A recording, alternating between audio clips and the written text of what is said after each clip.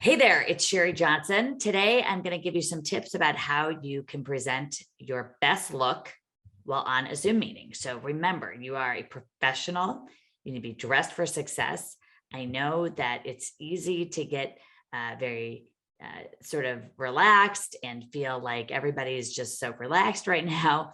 I actually think that there is a huge amount of still issues with people not appearing properly on Zoom. So I'm going to give you some very easy adjustments you can make in how you look.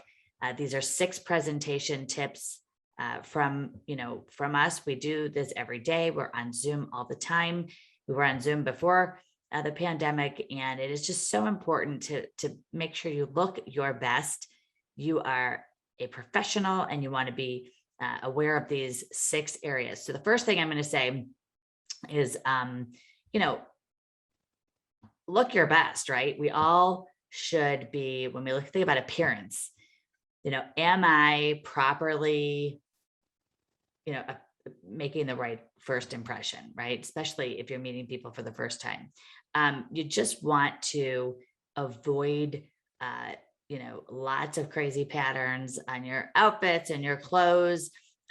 Probably plain shirts are probably the best. I'm wearing a subtle plaid shirt, but this is one of my favorite shirts, by the way.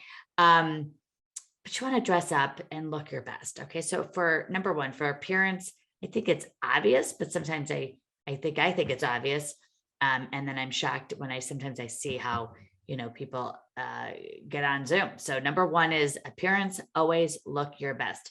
Number two, the best lighting is going to make you look fantastic. And I know that, they sell, Social Light sells lights that are ring lights. You can also go to Best Buy and buy really inexpensive paddle lights that just, cast a great light on you while you are talking to your clients. So you want to make sure that you have a front light right in front of you, right on you, like I do right now, and avoid sitting in front of a window. That is not a good look. It actually casts lots of dark shadows on you and makes it hard for you to see, for the viewer to see you.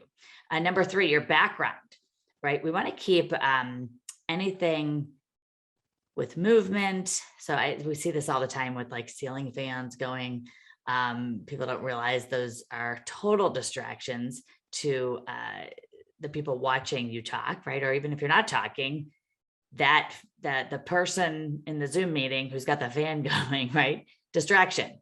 Any people walking, just all kinds of movement is a distraction, period. And it's just rude to the people that are in the meeting. So your background, you want to keep it simple, keep it clean, keep it, like I have a branded sign. You might want to do something like that. Many people use a virtual background, which can look good too. Of course, you want that to be appropriate.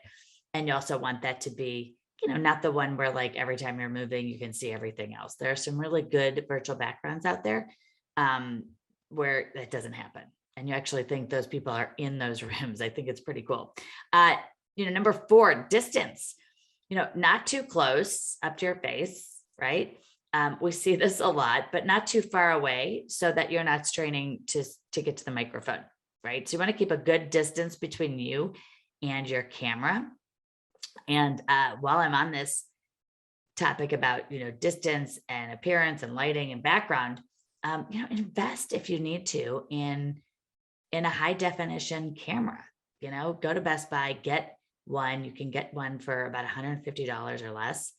And it just makes a total difference versus, what is on your laptop.